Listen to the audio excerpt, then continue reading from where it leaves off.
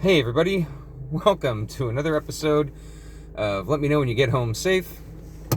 Attempt number, I've lost count at this point, so let's just get home. Safely, of course, as is the theme of this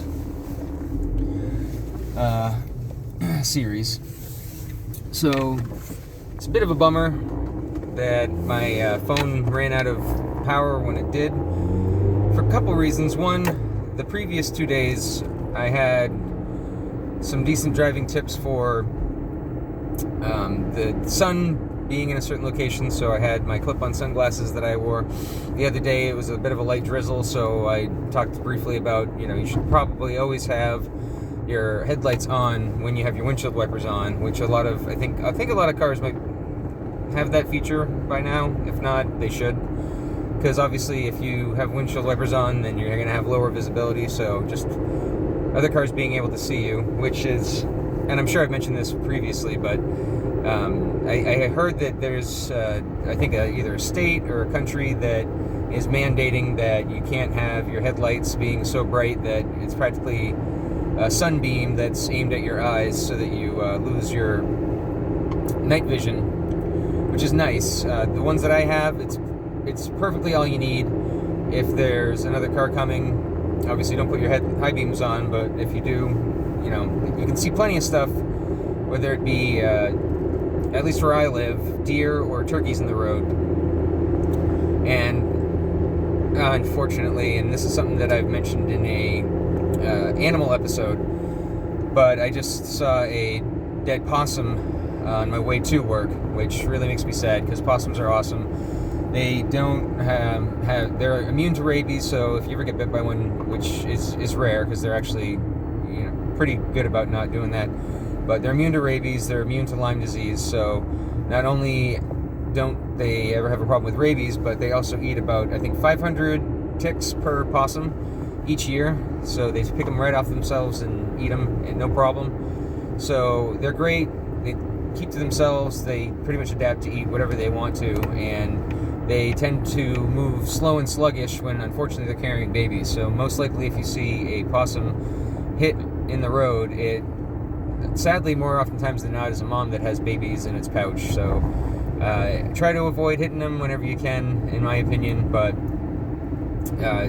again, just based on the sheer amount that I see, I guess that either people aren't driving safely or they just don't really care about hitting them. But what I was going to say is, so I mentioned deer and turkeys. So two things you should know is these are two very different creatures to come upon if you live in an area that has them. So deer are weird where they hear the slightest noise when you're hunting them and they will, go running. But there's sometimes that they just feel that they absolutely need to cross a road. And if it's at nighttime, they have this weird thing where they actually get hypnotized by the oncoming headlights. So they'll just stand there and stare at you and let you hit their car. I've actually known people that have had the deer run right into the side of their car.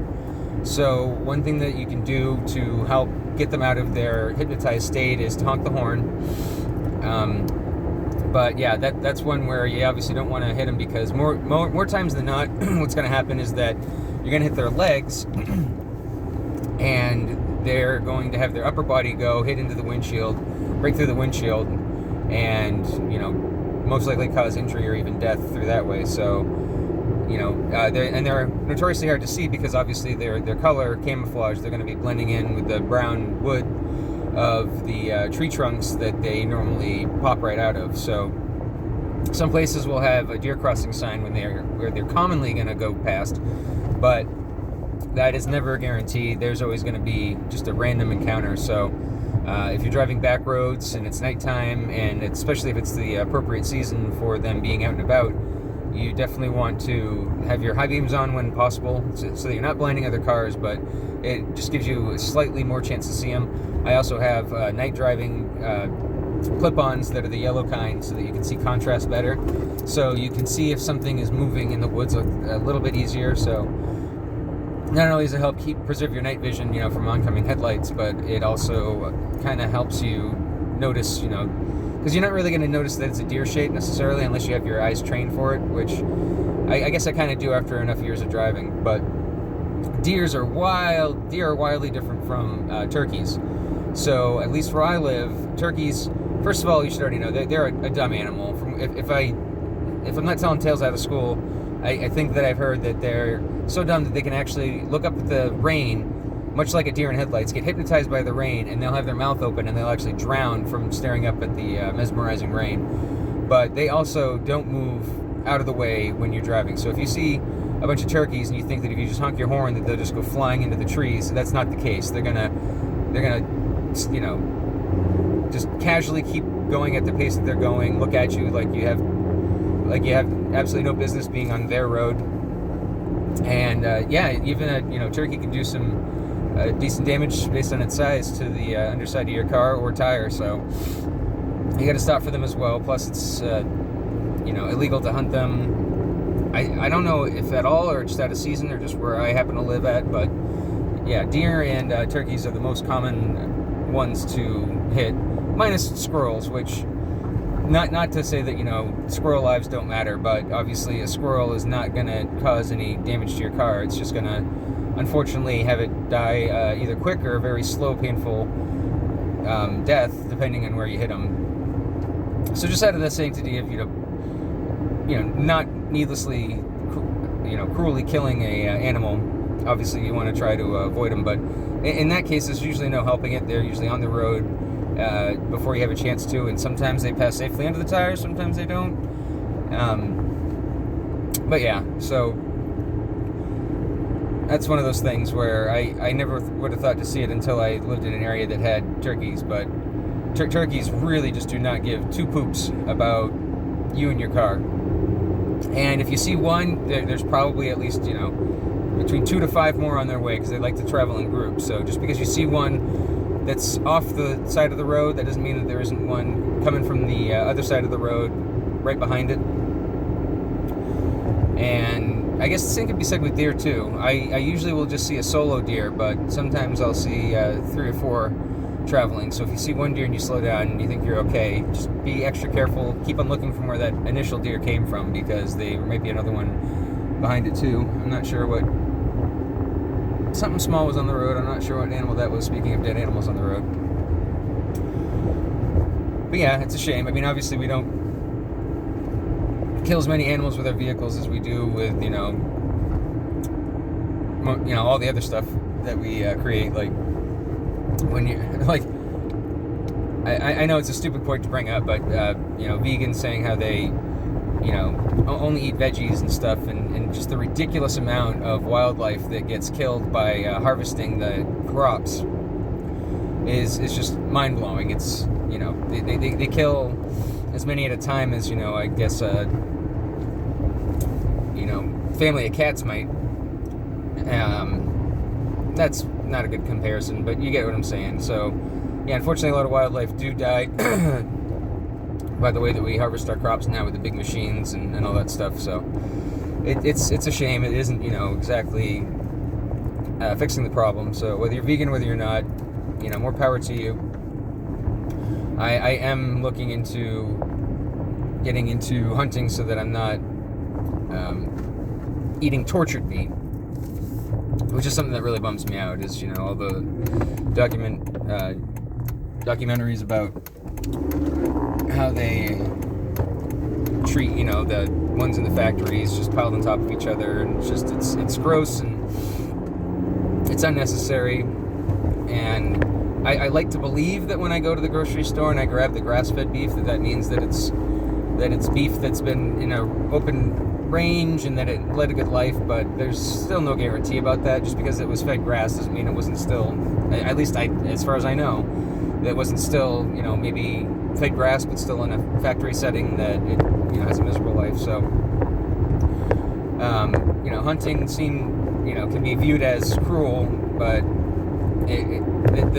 the animal lived its natural wild life, and it died in the best way possible, because it ideally got killed with one shot, bleeds out very quickly, and that's nothing compared to getting taken down by a predator and getting its organs eaten out while it's still alive. So, and plus there's just that connection, to the meat, where you're just so that much more grateful and accomplished, and that it went from the kill to the harvesting of the meat, and to the cooking of it, and then to the table, as opposed to just seeing this piece of meat in a package that who knows what its origins are, who knows how safely and cleanly that meat was prepared. And yeah, so it's something that I definitely am looking into. So as of right now, I still do the store-bought stuff, but that's the world that we live in. You can only do so much that you can, and especially with it being such low middle class, sometimes your options can be limited. Like I saw someone had posted, like I think it was on Reddit or Twitter, that they just had a full McDonald's meal for like $3.25, and a box of organic raspberries is $9.99. So eating healthy isn't the easiest thing. I think one of the first generations where the poor people are actually fat, when it used to be the other way around, where if you're not familiar with the phrase Urbanesque, well, back in the day when everybody was starving and only the rich people could actually eat enough and have lazy enough lifestyles that they could be fat,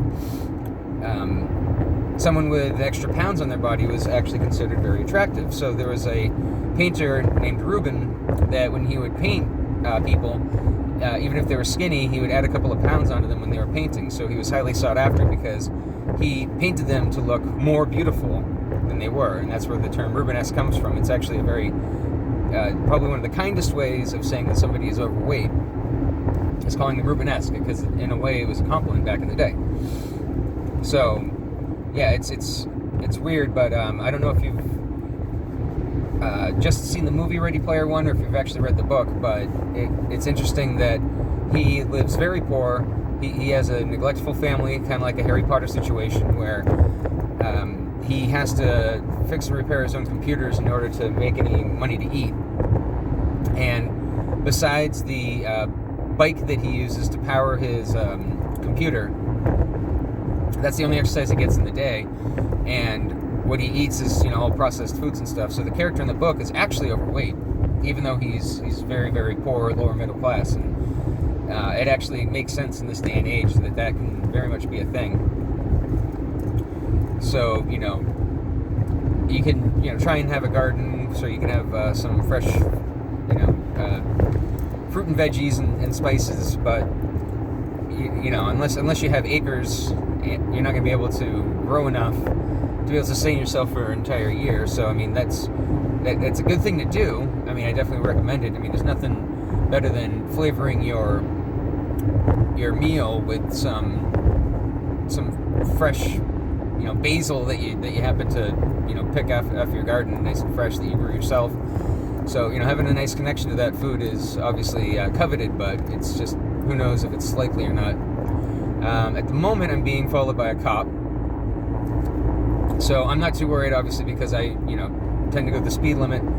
But one of the things that's really difficult, and so I'm glad that he showed up so that I can mention it, is even if you're doing nothing wrong, it's very hard to avoid the knee-jerk reaction to slam on the brakes when you see a cop. So you could be fairly certain that you're going the speed limit. You could even be on cruise control, and you see a cop and then you slam on the brakes, because I'm sure it's almost universal that all of us, when we first got our car and get that first taste of freedom, and had hormones raging and peer pressure, that we would often go above the speed limit, so that it got to be a natural reaction that you saw a cop and then you just kind of assumed, and he's turning off, but I'll still continue talking about it. To assume that you've been speeding, and so you want to suddenly brake. Well, there's nothing more telltale for a cop than to suddenly see your nose dip and then your brake lights go on, because most brake lights do kind of wrap around the side a little bit, so even if they haven't fully passed you yet, they do see that you hit your brake lights, also your nose of your car dips down, and it's just the most guilty looking thing you could possibly do. If you do see a cop, usually the first thing that I do is I just lift my foot off of the gas, glance down at the speedometer, make sure I'm doing a decent speed, and then I put my foot back on the gas.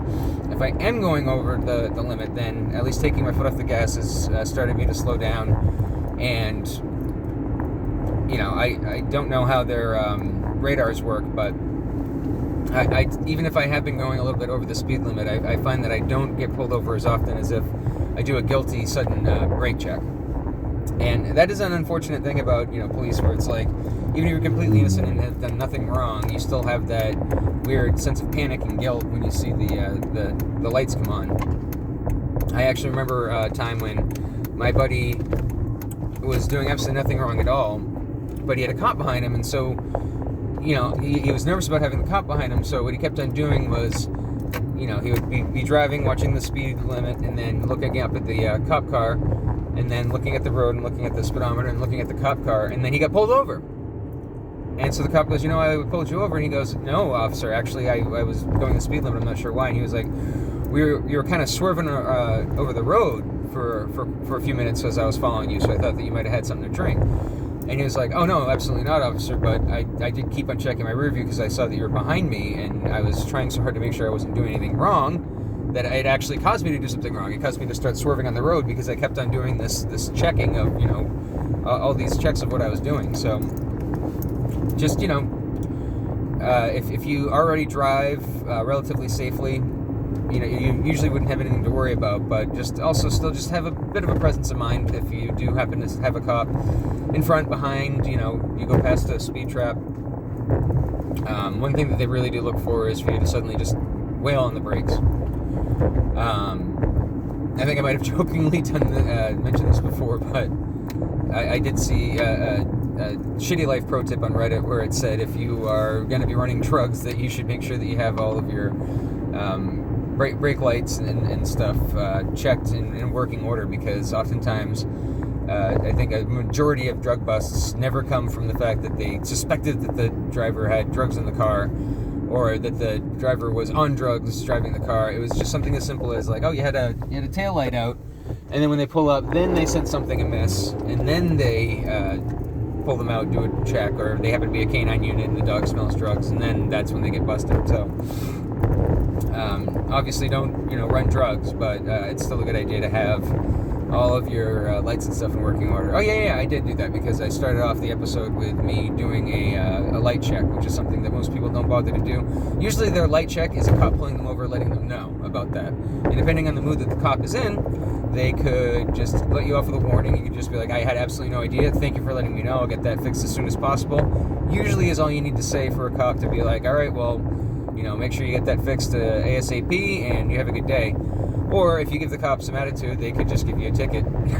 So, it's just best not to get pulled over because of that. Oh, all right. So we just went through a puddle. It was unavoidable because that's a puddle that I've seen going to and from work as the warmer temperatures are happening. Right now we're having a bit of a warm day before we have a storm coming up. So it's actually quite nice and comfortable and warm. But in this case, I had the puddle in front of me, and then I had a car coming the opposite direction, so I couldn't, very briefly, mind you, this is something that,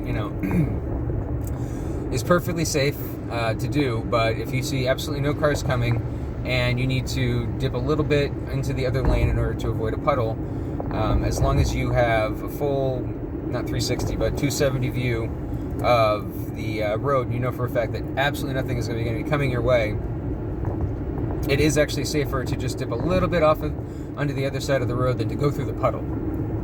Kind of like how it's perfectly legal if there's a car parked, in the road, like,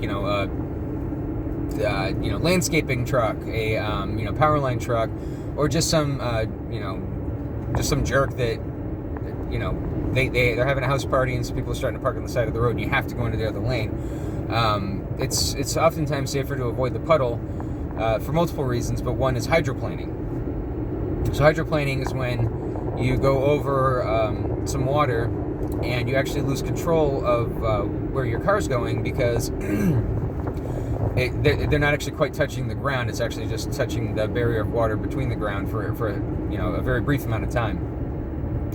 So I saw that the car was coming. I saw that I had no choice but to go through the puddle. So what I made sure to do was took my foot off the accelerator. I already wasn't going that fast, but I believe you can hydroplane in as low of speeds as 35 miles an hour. Don't quote me on that. We don't do fact checking here, but I believe that the minimum speed that you can hydroplane is 35 miles an hour. So I went through the puddle just fine, didn't lose control of the car, but the other danger of going through a puddle is that then some water splashed up onto the windshield, and that ruined my visibility.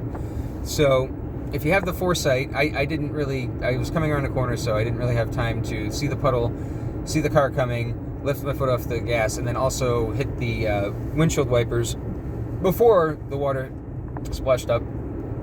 But I hit him as soon as I could. Made sure to clear the windshield and have plenty of visibility again. But that's something that if you don't see it coming, and you weren't mindful of not just what's directly in front of you on the road, but also what's further down the road as well.